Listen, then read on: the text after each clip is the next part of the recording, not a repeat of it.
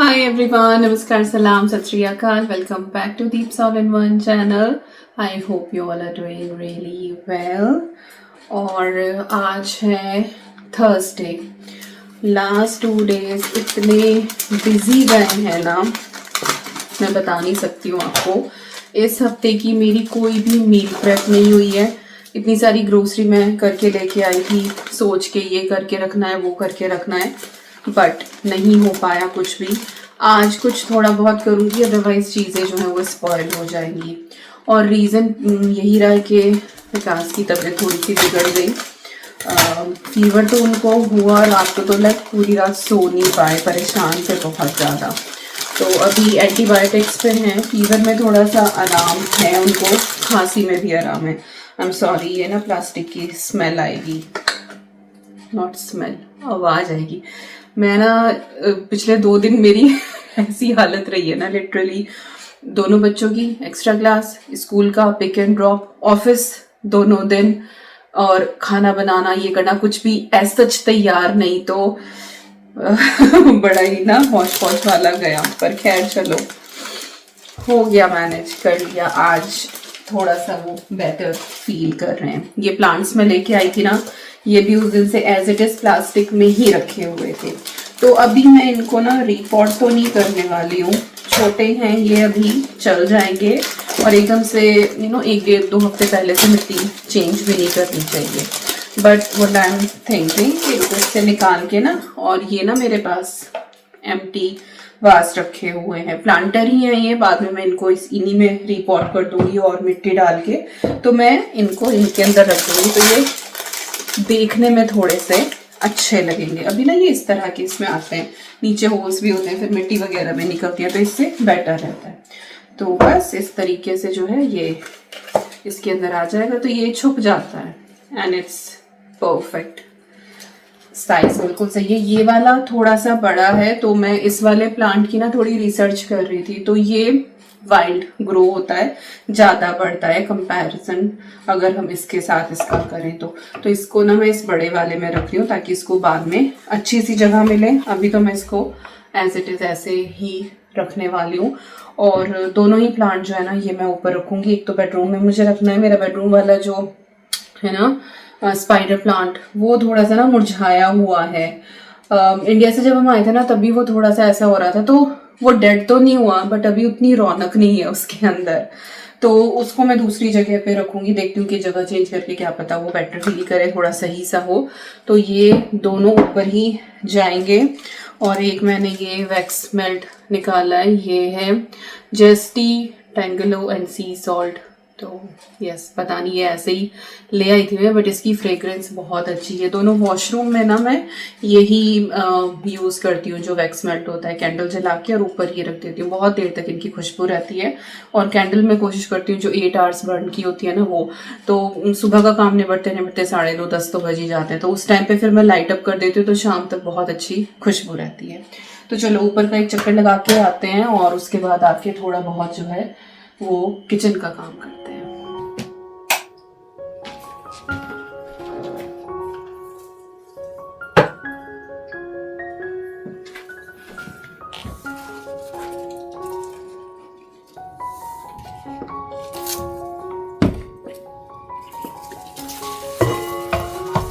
तो ये है मेरा वैक्स मेल्टर.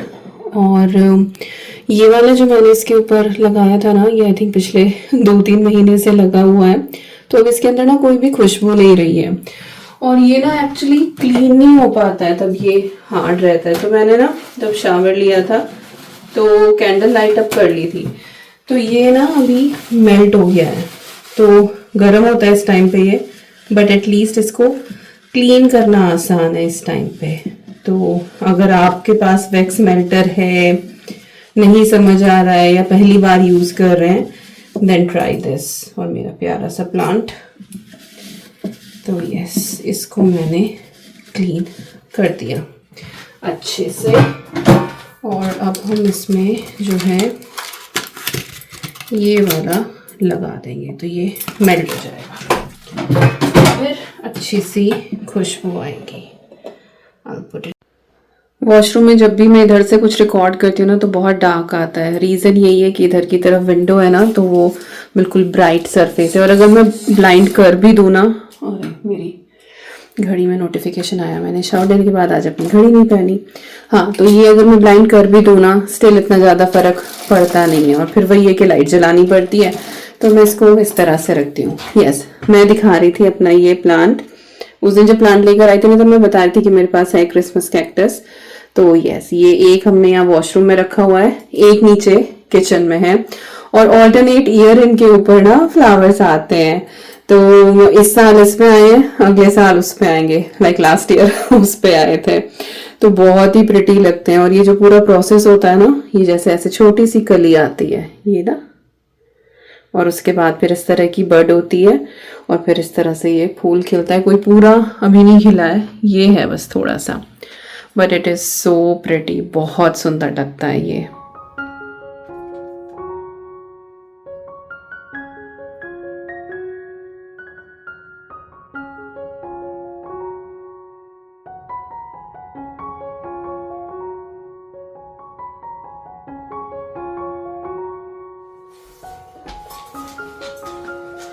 ये ना हमारी समर की जैकेट्स हैं। समर में हल्की बारिश में हम लोग पहनते हैं, बट अब प्रॉपर विंटर आ गई है।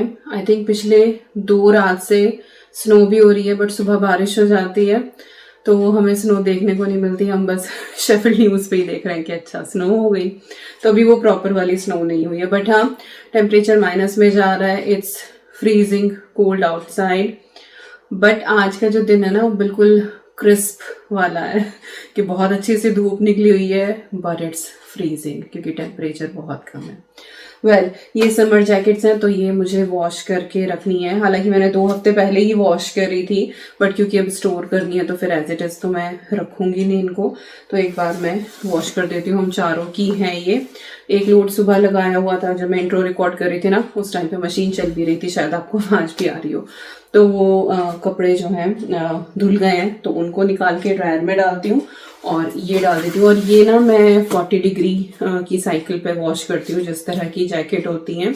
वैसे तो इनके ऊपर ना लेबल भी होता है, इंस्ट्रक्शन होती है कि कितने टेम्परेचर पे आपको इनको ड्राई करना है। और जैकेट्स जो हैं वो टम्बल ड्रायर नहीं होती हैं, तो इनको वैसे ही मुझे रेडिएटर पे या खुला डालना पड़ेगा। तो यस, इनको 40 डिग्री जो वूलन वाली सेटिंग होती है ना, मैं उस पर वॉश करती हूँ। तो इनको मैं लगा देती हूँ और बाकी कपड़े जो हैं वो ड्रायर में डालती हूँ।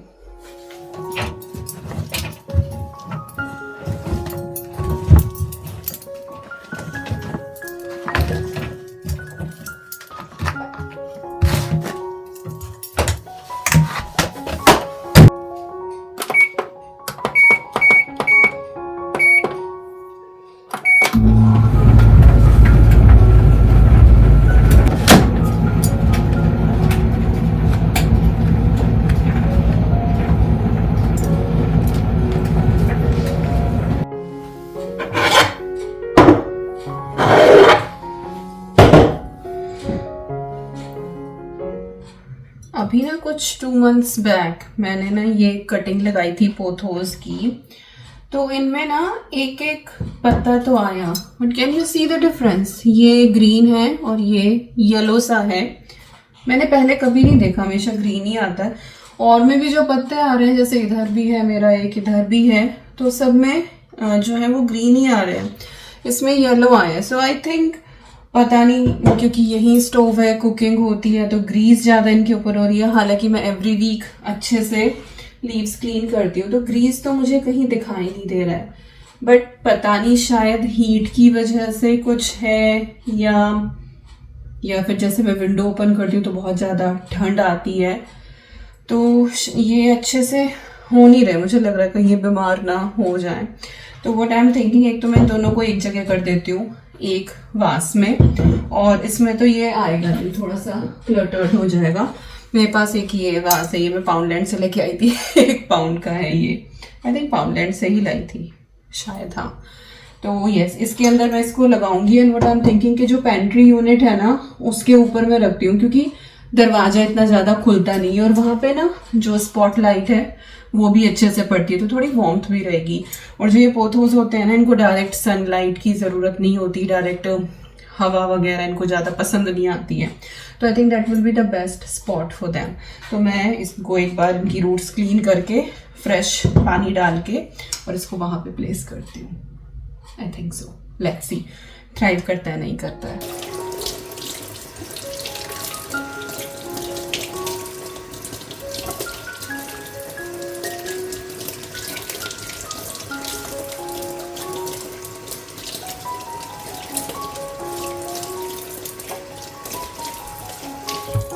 तो ना ये फ्रेश वाटर मैंने ले लिया है ना। आपको बहुत ज़्यादा ठंडा लेना है जब भी आप इस तरह से ना पानी के अंदर कोई भी प्लांट लगाएं, ना तो बहुत ठंडा पानी लेना है ना आपको वार्म लेना है, बिल्कुल नॉर्मल टेम्परेचर का। और हमेशा जो है ना वो जैसे ही आप फ्रेश वाटर डालें, पानी चेंज कर रहे हैं, थोड़ी सी ना शुगर ऐड कर दें उसके अंदर, तो यू नो ग्लूकोज मिलता है प्लांट को, और एकदम से उनको वो पानी चेंज होने वाला शॉक नहीं लगता है, तो उनको वो बेटर हेल्प करता है। इवन तो आप बाहर से अगर कोई फूल भी लेके आते हैं ना, तो उसमें अगर इन केस प्लांट फूड नहीं है, वैसे तो प्लांट फूड आता है बट वो भी एक मिक्स ही होता है, शुगर के साथ ही ग्लूकोज ही होता है उसमें भी, तो आप उसमें भी इस तरह से शुगर थोड़ी सी डाल दें, बहुत ज़्यादा ना डालें बट थोड़ी सी डाल दें, और फिर इसको एक बार मैं स्टर कर देती हूँ।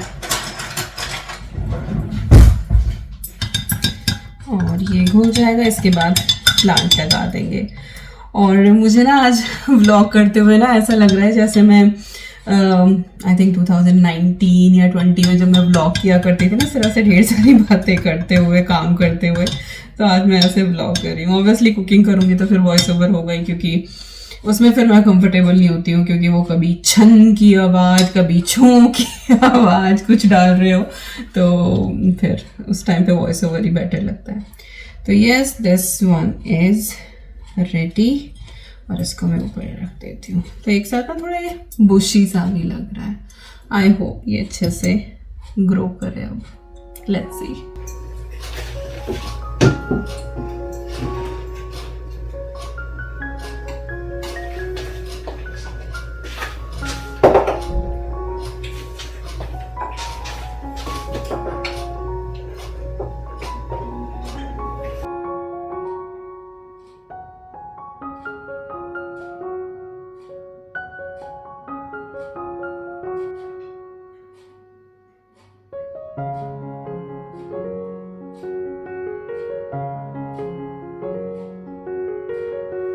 दिवाली पे मैंने ये वाला सेटअप किया था, तो ये भी मैं फ़िलहाल हटा रही हूँ। कैंडल्स यहाँ पे लगाई हुई थी मैंने, जो यूएसबी के थ्रू चार्ज होती है ना, तो वो चार्ज होनी थी, तो उनको चार्जिंग पे लगाया है।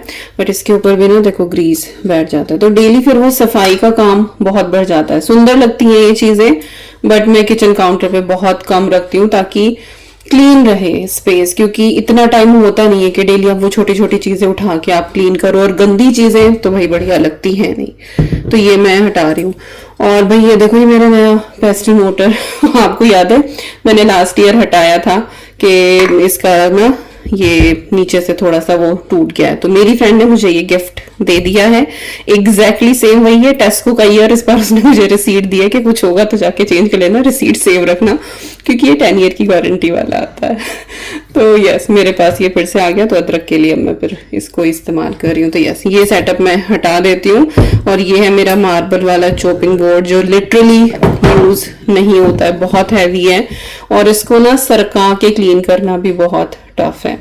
और ये देख रहे हो मार्क, ये ना पहले वाले घर में ना मैं बैक स्प्लैश, वहाँ पे टाइल्स लगी हुई थी ना, तो वैसा नहीं था डेडिकेटेड वो हॉट वाला बहुत, तो ना मैं वहाँ पे चॉपिंग बोर्ड रख देती थी, तो ना एक बार ये हल्का सा ऐसे बर्न हो गया था, तो इसको मैं फिर दूसरी तरफ से ऐसे यूज कर लेती हूँ। इधर भी है हल्का सा मार्क, बट अब ये फिर दोबारा से रखा जाएगा क्योंकि बहुत हैवी है, can't use it.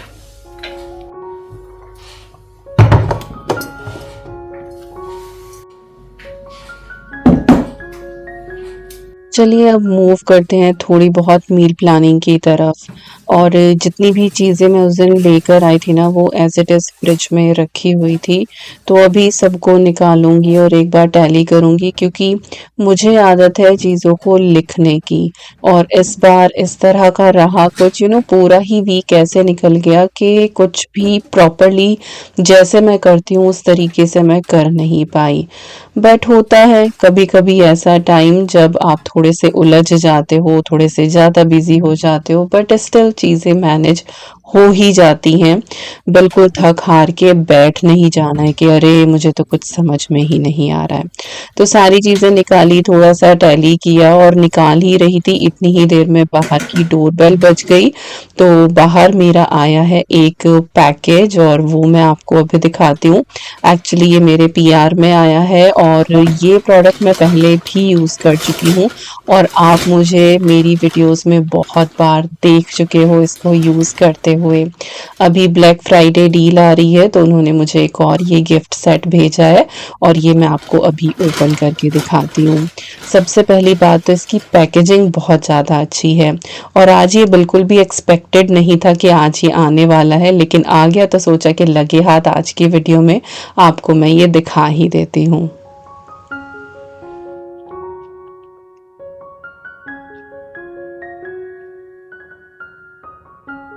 So it is a very beautiful knife set and just look at the packaging. ये गिफ्ट के हिसाब से भी बहुत अच्छा है अगर आप किसी को गिफ्ट देना चाहते हैं। अभी आगे क्रिसमस भी आ रहा है तो उस पे भी आप किसी को ये दे सकते हैं और ये काफ़ी स्टर्डी है। आई थिंक पिछले 6 महीने से मैं ये यूज़ कर रही हूँ। सिर्फ एक नाइफ इसमें नया है जो मैंने आज तक कभी यूज़ नहीं किया, तो वो मैं आज यूज़ करने वाली हूँ और आपको दिखाऊंगी। तो पाउडन ब्रांड के हैं ये, अमेज़न पे अवेलेबल है। डिफरेंट डिफरेंट सेट्स इनके पास हैं। आप एक नाइफ भी ले सकते हैं, आप सेट ऑफ 3 भी ले सकते हैं, सेट ऑफ 6 भी ले सकते हैं। तो काफ़ी सारी इनके पास वैरायटी है, तो depending on your need you can check it out. और जो सबसे बड़ी बात है वो ये कि ये स्टेनलेस स्टील के बने हुए हैं, तो कुछ भी रस्ट आने का डर नहीं रहता है और इनका जो हैंडल है वो बहुत स्टर्डी है, ग्रिप बहुत अच्छी है और वो प्योर वुड का बना हुआ है। सेफ्टी मेजरमेंट पूरे इन्होंने लिए हुए हैं, जैसे कि नाइफ के बिल्कुल जो फ्रंट पार्ट होता है उसके ऊपर कैप लगाई हुई है, जिससे निकालते हुए भी आपको बिल्कुल भी दिक्कत ना हो, कहीं से कहीं तक कोई चोट ना लग जाए। तो डिफरेंट डिफरेंट वैरायटी है इसमें। आपको शेफ नाइफ मिल जाता है, ब्रेड नाइफ मिल जाता है और ये आई थिंक बुचर नाइफ होता है और ये मेरे लिए नया है, ये अब से पहले मैंने कभी हैंडल नहीं किया है। इसके बाद आपको पेयरिंग नाइफ मिल जाता है, पार्किंग नाइफ मिल जाता है। तो अलग अलग सब्जियों को और अलग अलग चीज़ों को कट करने के लिए डिफरेंट डिफरेंट नाइफ होते हैं और ये मुझे भी पहले नहीं पता था। तो ये मुझे अभी पता लगा है जब से मैंने ये इतने सारे नाइफ यूज़ करने शुरू किए हैं। और हाँ, ये जो बॉक्स है ना इसको आप रीयूज़ कर सकते हैं। तो जितने भी नाइफ थे इनको मैंने पैकेजिंग में से निकाला और उसके बाद फिर मैंने इनको वॉश करके रख दिया, ये अच्छे से ड्राई हो जाएंगे। इसके बाद फिर मैं इनको यूज़ करूँगी। और जो मेरे पहले वाले नाइफ हैं उनको मैं उठा के रख दूंगी, कुछ मेरी फ्रेंड्स के पास चले जाएंगे और इस तरह से मैं डिस्ट्रीब्यूट कर देती हूँ। तो ये चीज़ मुझे अच्छी लगी, इसलिए मैंने दोबारा जो है ये हाँ बोल दिया था कि हाँ मैं इसका रिव्यू कर दूंगी, because it is really good और आप लोगों को रिमाइंड कराने में भी कोई दिक्कत नहीं है। और आजकल डील्स इतनी ज़्यादा चल रही हैं कि आप चेक कर सकते हैं।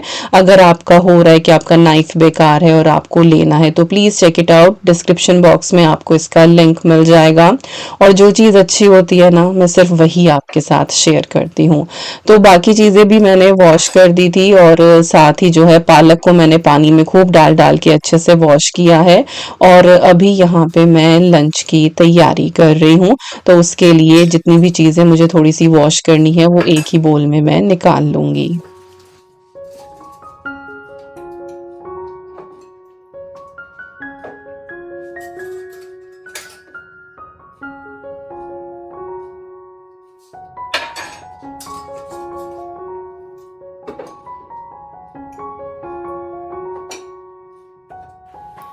तो यहाँ पे मूंग की दाल की खिचड़ी की तैयारी है और इसमें आप चाहें ना तो वेजिटेबल्स भी ऐड कर सकते हैं, बट विकास बोल रहे थे कि कुछ सब्जी मत डालना, टेस्ट जैसे मुंह को ख़राब सा नहीं हो रहता, इस तरह से हो रहा है।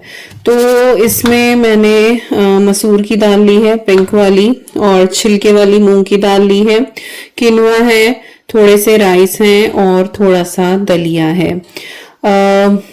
दाल दोनों एक एक चमचा ली हैं और जो चावल है वो आधा चमचा लिया है, किनवा आधा चमचा लिया है और जो दलिया है वो भी आधा चमचा लिया है।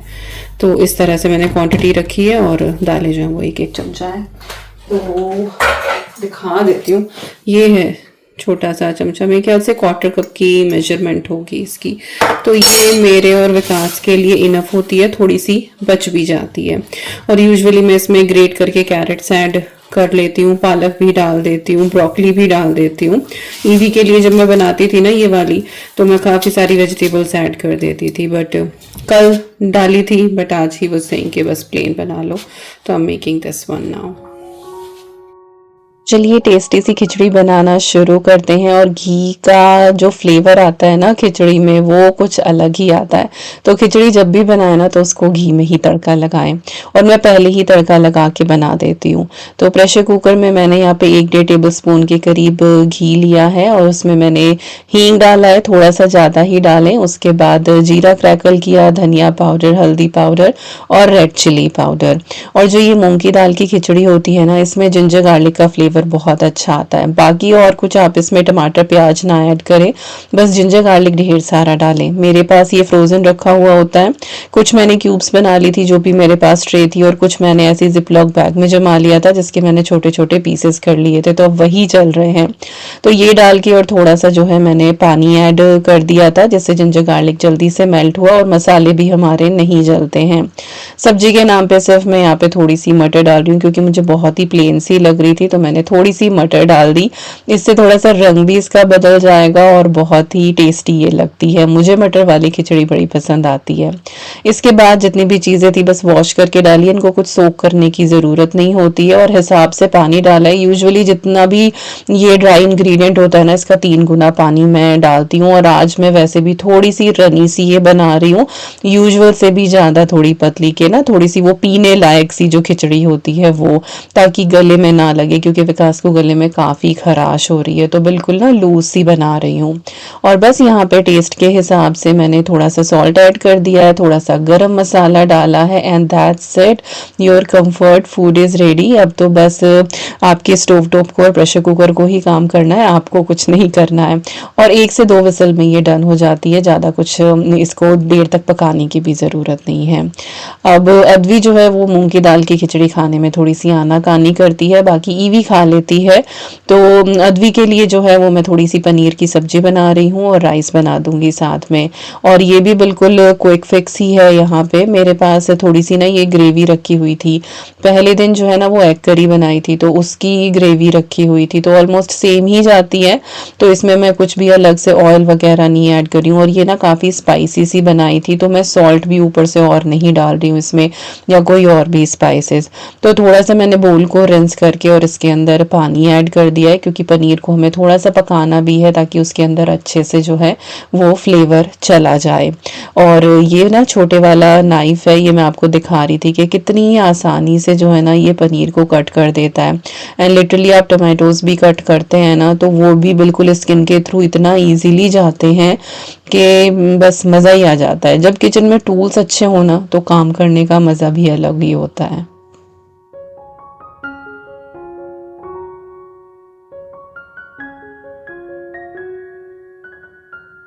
तो चलिए ग्रेवी चेक कर लेते हैं। तो ग्रेवी हमारी जो है वो अच्छे से बॉईल हो गई है। इसके बाद मैंने पनीर इसके अंदर ऐड कर दिया, और बिल्कुल वाइट साइज ही मैंने किया था कि एक टुकड़े के साथ ये लग जाए, अगर उसका रोटी से भी खाने का मन हुआ तो।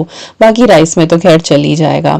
अब इसको थोड़ा सा अलग फ्लेवर देने के लिए 1 चम्मच मैंने इसमें मलाई ऐड कर दी है, क्योंकि अदरवाइज बिल्कुल वही टेस्ट आएगा जैसे कि एग करी वाला आ रहा था।